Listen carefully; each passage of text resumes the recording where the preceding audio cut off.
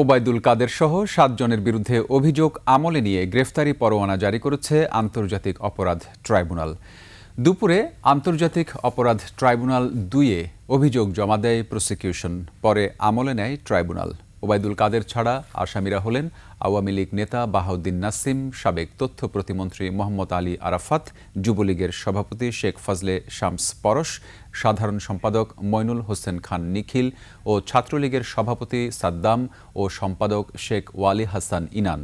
তাদের বিরুদ্ধে জুলাই আগস্টের আন্দোলন দমন ও হত্যাযজ্ঞ সহ একাধিক অভিযোগ আনা হয়। ওবায়দুল কাদেরের উস্কানি ও নির্দেশনায় শিক্ষার্থীদের উপর ছাত্রলীগ ও যুবলীগের নেতাকর্মীরা দমন নিপীড়ন চালায় বলেও অভিযোগ আনা হয়। এছাড়া বিগত শাসনামলে জয়েন্ট ইন্টারোগেশন সেলে ২৬ জনকে গুম, নির্যাতনের মামলায় ক্ষমতাচ্যুত প্রধানমন্ত্রী শেখ হাসিনা, তার প্রতিরক্ষা বিষয়ক উপদেষ্টা মেজর জেনারেল অবসরপ্রাপ্ত তারিক আহমেদ সিদ্দিক এবং সাবেক বর্তমান ১১ সেনা কর্মকর্তার বিরুদ্ধে অভিযোগ গঠন করে বিচার শুরুর আদেশ আজ।